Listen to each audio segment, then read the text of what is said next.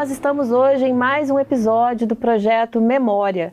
Hoje vamos conversar com o coordenador do programa, professor Carlos Perniza Júnior. Quais foram os seus principais desafios ao longo dessa jornada como docente? O primeiro desafio é entrar para a docência. O primeiro concurso que eu fiz para docente aqui, como professor substituto, foi em 91. Eu formei em 90. Em 90 eu fiz o meu primeiro concurso. E o último concurso que eu fiz, na verdade foram dois, em 2000, que foi quando eu passei. Então eu fiquei quase 10 anos fazendo concurso. Né? Porque, não que eu não passasse, eu passei em vários. Só que vários era uma pessoa só que passava, aí você ficava em segundo, não era chamado. Alguns eu não passei mesmo, ok. E quando eu passei para substituto em 97, aí eu fiquei como substituto do professor Fernando durante 4 anos. 4 anos foi a licença dele. Eu fiquei 2 anos, depois a Ana Marta que ficou 2 anos. E aí esses 2 anos eu fiquei, 97 e 98, ainda fiz mais 2 concursos depois, que eu passei nos dois, aí eu passei nos dois, eu pude escolher qual seria o departamento que eu queria, porque foram concursos simultâneos. Eu fiz concurso quase que no mesmo dia eu estava fazendo prova de uma coisa e prova de outra, porque foram concursos muito próximos. Na época o departamento era só de rádio e TV, que foi um concurso, e o outro concurso para o departamento de jornalismo. Aí eu passei nos dois, eu já estava quase me formando, e aí, enfim, tinha uma certa vantagem de já ser quase que doutor. Não era doutor ainda, mas isso deu uma certa vantagem em cima dos outros candidatos. Então essa primeira etapa aí de entrar foi complicado. E complicado também porque nessa época, além de tudo, eu estava trabalhando na Tribuna, eu fiquei lá 4 anos trabalhando. Quando eu voltei do mestrado, eu entrei lá em 96, fiquei até 2000, e estava trabalhando como professor substituto e fazendo meu doutorado, porque o doutorado não foi feito na UFRJ, ele era um convênio entre o FJF e o UFRJ, e aí eu fiz o doutorado assim. Algumas coisas eu fiz lá no Rio, alguma orientação eu tinha lá, a banca final era lá, mas muita coisa você fazia por aqui, as aulas eram aqui. Uhum. Então, foi uma época assim que era muito complicado também, porque era um desafio você estar dando aula, tendo aula e trabalhando tudo ao mesmo tempo. Né? E ainda casei em 2000 também, então foi tudo ao mesmo tempo. Então, eu acho que isso foi mais difícil. Porque depois, aí, quando eu já estava aqui, como eu já vinha dando aula, aí já quebra um pouco o gelo, aquela coisa de você chegar, a primeira vez que você vai dar aula e tudo, é mais complicado. Mas, assim, eu tive muita sorte quando eu entrei como professor substituto, que eu tive muito apoio do pessoal que já estava aqui, porque a maioria já tinha sido meu professor também. Uhum. Então, eu já entrei, assim, num ambiente que eu já mais ou menos conhecia, apesar de eu ter dado aula para o outro departamento. Né? Então, eu passei um concurso para 2, mas o departamento que eu entrei dando aula como substituto era o outro, que eram 3 departamentos, era o Comunicação e Artes, onde eu entrei como substituto, jornalismo e RTV, né, que era o Rádio e TV.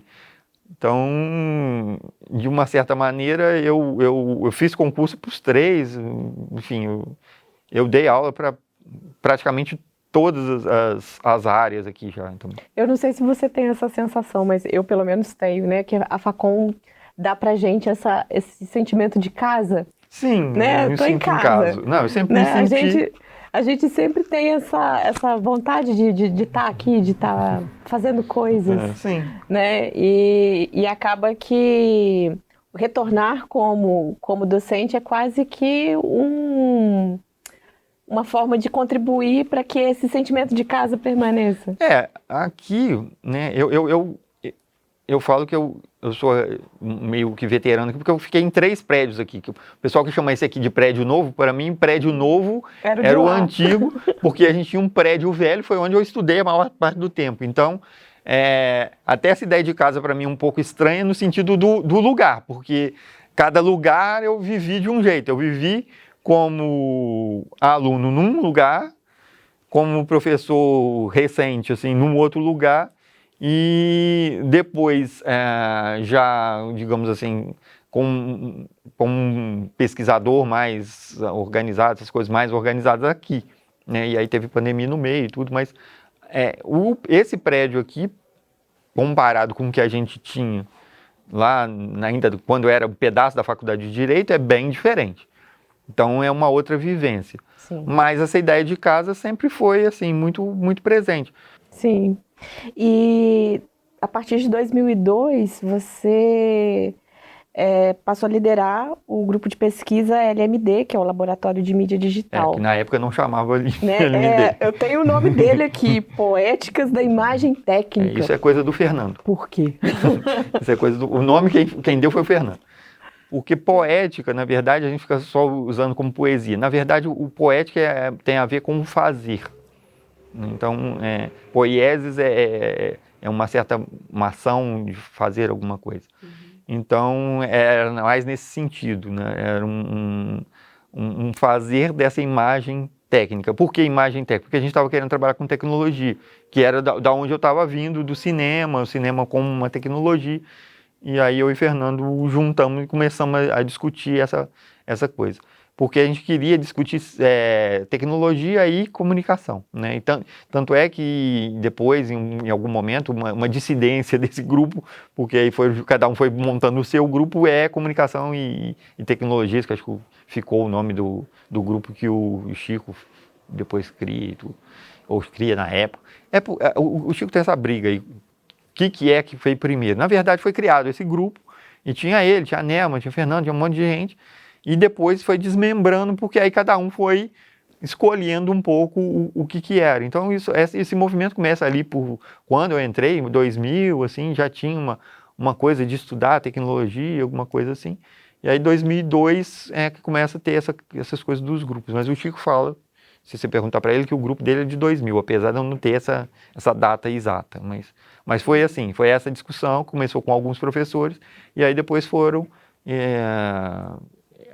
as pessoas foram se adequando a alguns estudos específicos, e aí quando começa o PPG-Com, aí esses grupos já ficam mais consolidados. E o LMD, ele foi caminhando mais para um lado dessa relação da comunicação com a tecnologia. Vocês têm trabalhado muito com ambientes imersivos, TV 3.0, metanarração. O que motivou vocês a mergulharem nesses temas? E como é que vocês enxergam isso dentro do grupo, o papel da tecnologia na comunicação? De início, quando eu era ainda Poéticas da Imagem Técnica, já tinha essa coisa de entrar o computador, né?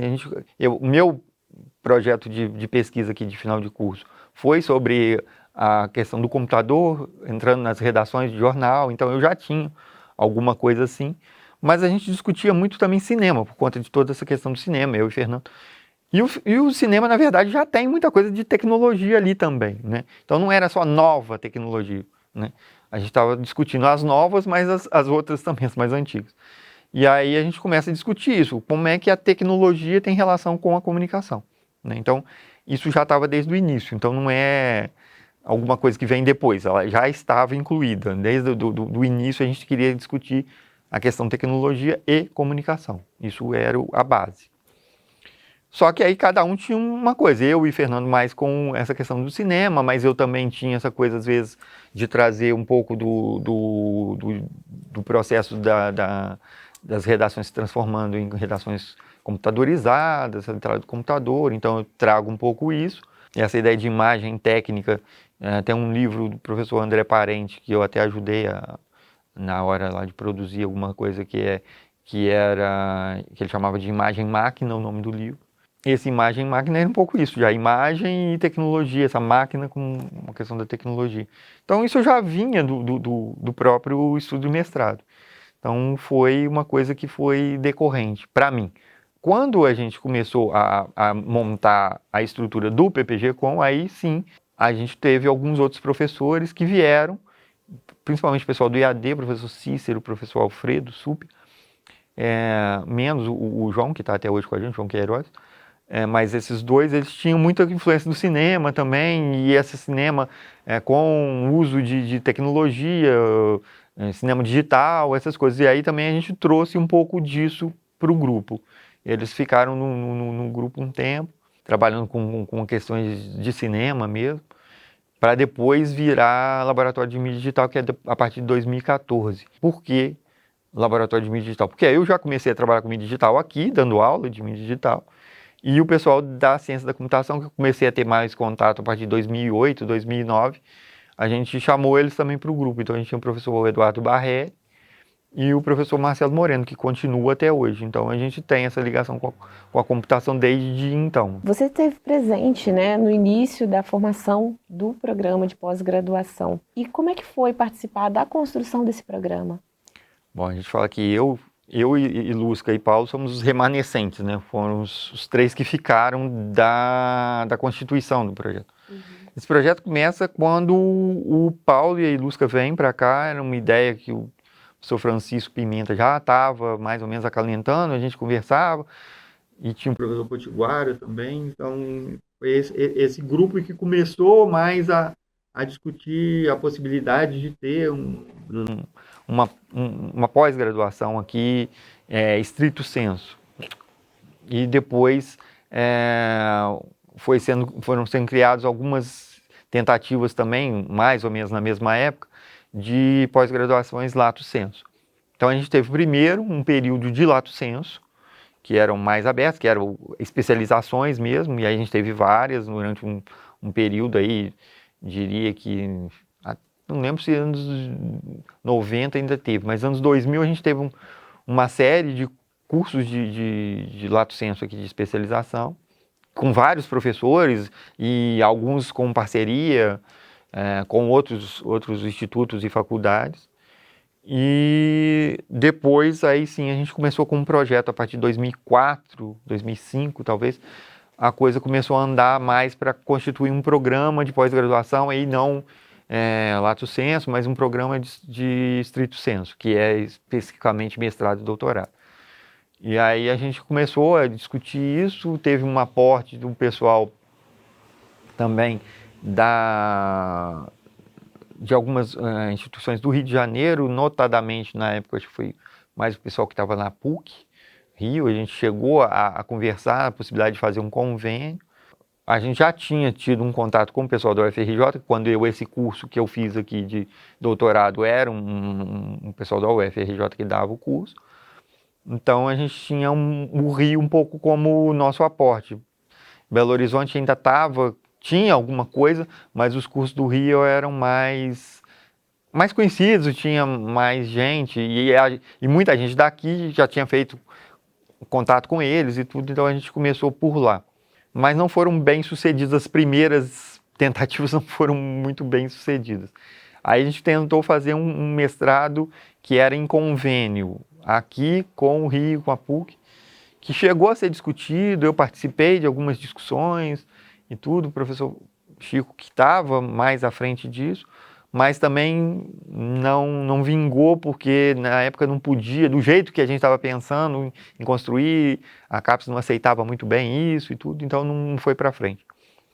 E aí em 2006, 2007 é que a gente consegue efetivamente começar a montar projetos aí mais independentes para a gente mandar. E aí em 2007 a gente consegue efetivamente o projeto nosso é aprovado, né, pela CAPES, e aí a gente começa com o mestrado. E aí éramos 10, se não me engano, 10 professores. E aí depois, aí foi entrando mais gente, foi se reconstituindo aí, porque no início era uma coisa ainda bem incipiente, as pessoas, a maioria nunca tinha dado aula em pós, então, em pós estrito sensu, né? Então foi uma coisa meio de aprendizado para todo mundo.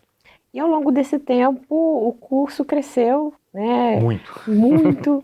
Né? Nós agora temos também o doutorado. Doutorado aqui, né, isso já também, a gente já veio estudando essa possibilidade de doutorado há muito tempo, muito antes do doutorado efetivamente surgir. Na verdade, quando você cria um curso de pós-graduação, ele é um curso estrito sensu que ele é pensado como um mestrado, mas ele evolui para um doutorado. Então, eu diria que a ideia de um doutorado ela já está implícita quando você cria um mestrado, né? Só que você tem uma série de coisas que você tem que cumprir, né? Então, enquanto o curso aqui foi um curso de nota 3, e isso durou uns 6 anos, mais ou menos, que eram avaliações na época trienais e não quadrienais como a gente tem agora, a gente ficou mais nessa coisa da nota 3, a gente não podia mesmo criar um doutorado, porque não existia e não existe doutorado com nota 3. Mas a gente começou a prever a possibilidade, né? Então, o curso que foi criado em 2007, a gente ficou até 2007, 2008, 2009, com uma estrutura, depois 2009, 2010, 2000, aí depois foi 2010, 2011, 2012, com uma outra estrutura, organizando para o doutorado. O que eu chamo de outra estrutura é porque essa primeira estrutura, esses primeiros professores, alguns já saíram logo do início, aí entraram outros professores, se reorganizaram e começaram a ter mais professores doutores aqui também, se lembrar, sua época de aluno não tinha quase professor doutor nenhum, né? E aí a gente já teve concursos com professores doutores, isso também foi uma coisa que mudou. Então essa ideia de doutorado também vem por conta disso, ou seja, temos doutores também para dar aula e tudo, antes a gente não tinha tanto. Então, isso foi um início do ciclo. E o outro ponto, eu me lembro que lá para talvez 2011, 2012, a gente começou a efetivamente a pensar nisso, ou seja, vamos tentar uma nota 4 e vamos partir para um doutorado, né? A gente já sabia que a gente já tinha tido 3 e aí a ideia era, será que vamos chegar no 4? Então, começou a estudar isso e a haver um propósito mesmo de preparar até o corpo docente para um doutorado. Quando eu entro na primeira vez que eu fui coordenador, em 2013, eu fiquei de 2013 a 2016, esse planejamento para o doutorado ele já era alguma coisa mais clara. Assim, a gente já tinha o 4 e aí a gente começou a criar uma estrutura para um doutorado, né? Eu lembro da gente fazer alguns contatos com PPGs de Minas, Espírito Santo, Rio, que eu incentivei a gente começar a estruturar aqui a região, como é que a gente ia pensar, e fazer contato com essas pessoas também, porque muitas vezes elas que eram quem iam decidir um curso ou outro, quem ia para um doutorado ou não. Só que a gente tinha um certo medo, assim, digo medo entre aspas, porque, como a gente falou, a gente foi o primeiro curso do interior e a gente seria também o primeiro curso com doutorado do interior, né? E isso, assim, ficou um tempo. Será que a gente consegue? Será que não consegue? Então, entre 2013 e 2016, quando eu estava coordenador, eu pensava muito nisso. Como é que a gente vai estruturar as coisas para ter um doutorado? Só que a gente ainda estava com um curso ainda, o mestrado estava começando a encaixar, a gente tinha formado algumas turmas, mas eu me lembro quando eu entrei, a gente tinha uma turma de 35 alunos, então formar essa turma de 35 alunos, quando eu estava já saindo, foram 2 anos, eu entrei em 2013, entrou essa turma comigo e eu consegui formar os 35, que é uma coisa quase que absurda, você conseguir 35, né, entrarem, 35 saírem, foi bem complicado. E aí, ali eu acho que a gente conseguiu estruturar o mestrado. Ali eu falo, agora a gente tem um mestrado funcionando, porque tinha aluno de tudo quanto é lugar, tinha aluno de tudo quanto é jeito, e a gente conseguiu formar essa turma de 35. Quando isso acontece, a gente começa a entender, agora a gente está entendendo como é que funciona essa coisa, e a gente começou a jogar o jogo, que é uma coisa que a gente sempre falava. Porque para você ter um curso de qualquer um, você tem que saber o jogo que você está jogando. Então, quais são as suas peças e o que você tem que fazer, né? Então, a gente começou a pensar, então, numa, que eles chamam de APCN, que é um que você tem que apresentar para a CAPES para montar um curso novo. E aí a gente criou uma estrutura de APCN para doutorado. Acho que chegou a apresentar em 2016 uma ideia, mas efetivamente a gente criou uma coisa mais consistente mesmo, quando a professora Gabriela, que veio depois de mim, efetivamente aí faz a apresentação e tudo. E aí a gente consegue em 2018, 2019, que a gente consegue a aprovação. E aí eu diria que foi um processo construído, desde aí, talvez de 2013 para frente, que a gente foi construindo isso como uma ideia mais clara, vamos partir para um doutorado. E foi uma construção muito coletiva também, eu lembro assim de muita gente ajudando, muita gente contribuindo. Quando eu fui coordenador a primeira vez, a gente entrou com muita gente nova aqui também. Eu lembro que eu chamei muita gente para participar, porque exatamente a gente estava perdendo muito professor, tinha muito professor saindo e a gente tinha que renovar o PPG. Porque aí eu já tinha a Cláudia, que foi coordenadora, entrou nessa época, o professor Luiz Ademir, que é da UFSJ também entrou nessa época, algumas pessoas que saíram logo depois, mas Tereza, que estava terminando o doutorado, a gente chamou, Érica também, que depois saiu, e aí ajudaram a ter mais professor também, porque para ter doutorado também tem isso, tem um número mínimo, são 10 pessoas, mas eles falavam, o ideal era ter 15, para ter um corpo docente mais robusto. Então a gente teve que pensar nisso também. Não é só apresentar uma proposta, é ver o que você tem para apresentar na proposta, né? Então, foi muito isso também. Então, foi uma construção muito coletiva. E o PPG é uma construção coletiva, né? Ficamos eu e Lúcia e Paulo, mas a gente não pode esquecer de quem veio antes, de todos os que vieram antes, e a gente não pode esquecer dos novos que estão entrando agora, né? Esse momento do PPG, ele está passando de novo por uma renovação. A gente tem uns 4 professores que entraram bem recentemente, a gente já está em contato para entrarem outros, porque tem gente já se aposentando, tem gente que já está saindo mesmo, então essa renovação tem que ser constante. E se a gente quiser ir para uma nota 6 e aí ter todo um processo de revitalização para essa nota 6, a gente precisa de ter gente nova também. E, na sua opinião, quais são as contribuições mais relevantes do PPG-Com no campo da comunicação hoje no Brasil? Bom, a gente tem algumas coisas que a gente vem pesquisando há algum tempo, que tem um certo reconhecimento aí de fora e tudo. Eu diria que a primeira coisa que a gente teve de relevante, assim, que todo mundo reconhece, é a gente ser a primeira faculdade de interior, né, assim, que teve um certo sucesso, mesmo para questão de Sudeste e tudo.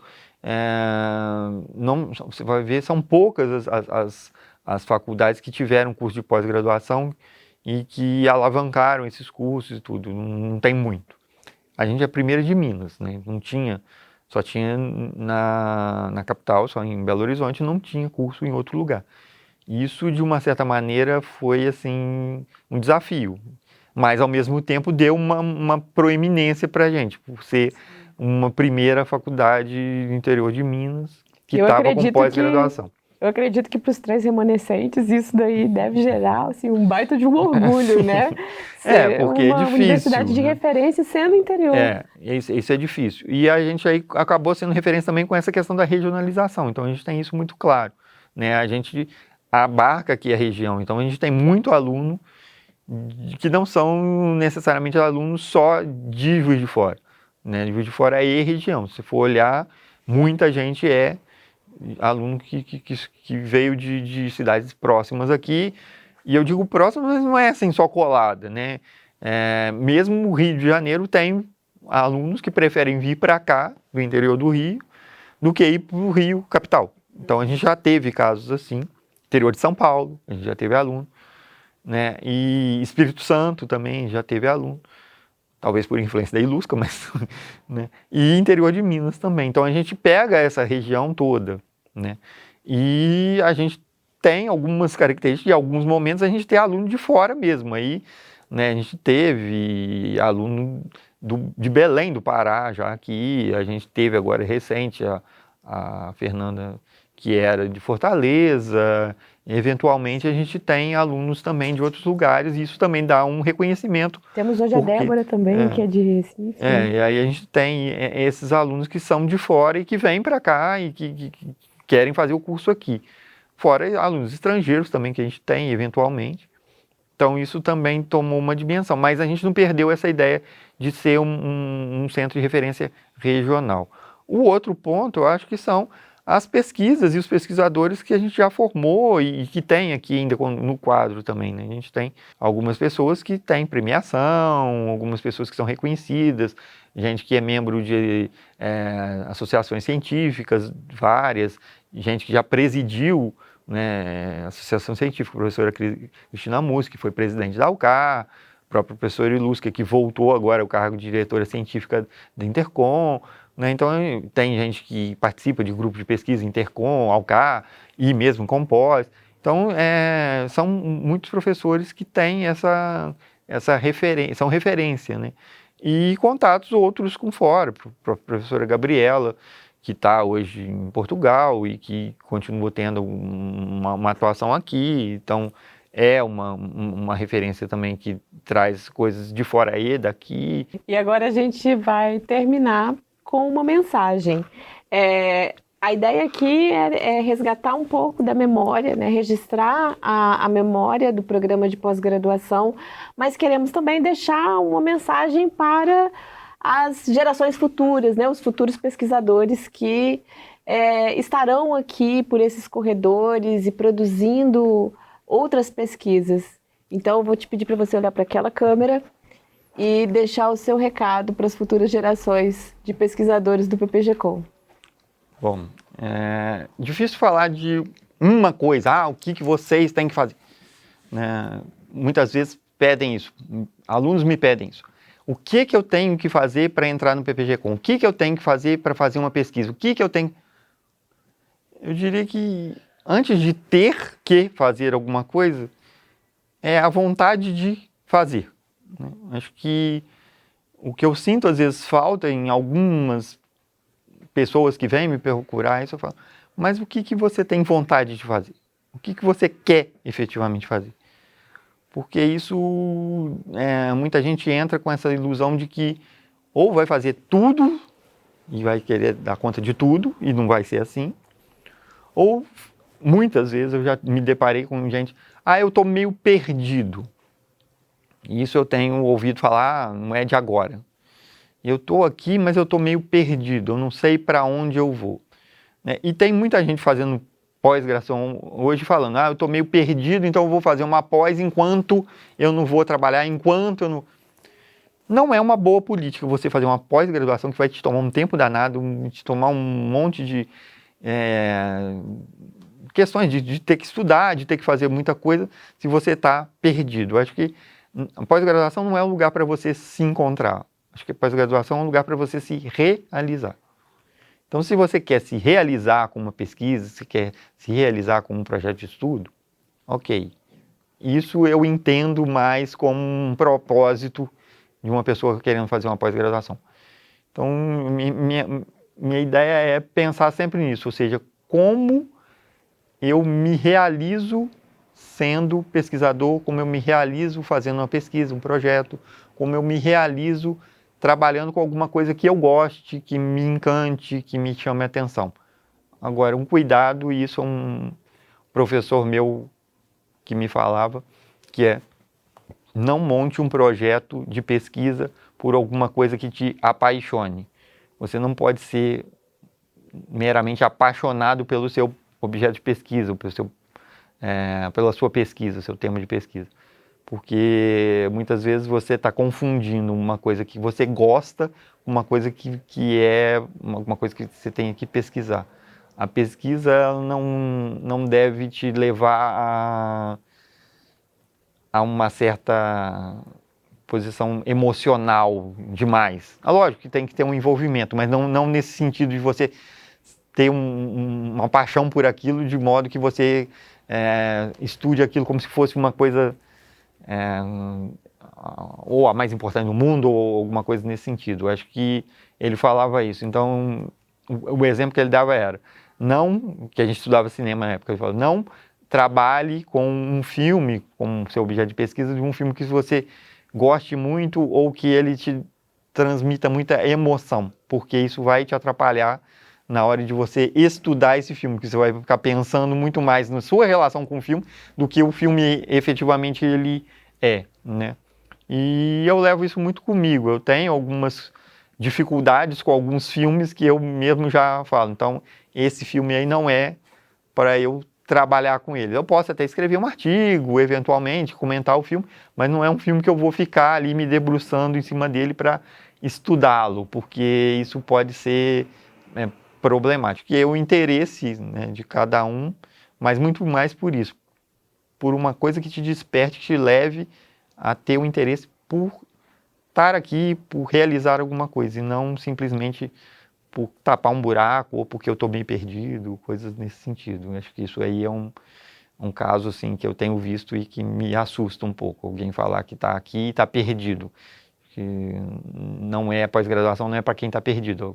Pós-graduação é para quem está já disposto a realizar alguma coisa, já tem um projeto, né? Então, e até por isso a gente pede que as pessoas tragam pelo menos uma proposta de projeto, ou um projeto, no caso do doutorado, porque é uma coisa que você já tem que levar para frente, não uma coisa que você vai ficar represando ali com você, que é muitas vezes o que acontece quando essa pessoa está perdida e vem para cá, ela fica tentando encontrar alguma coisa e não acha, mas isso não é um problema da pós, isso é um problema da própria pessoa de ter que ter um propósito. Junito, muito obrigada pelo seu tempo. Eu espero que esse momento também tenha servido para você também, para lembrar um pouco dos seus momentos aqui. A gente termina por aqui e esperamos encontrá-los em outras conversas com outros professores para falar um pouco mais sobre a memória do PPG-Com.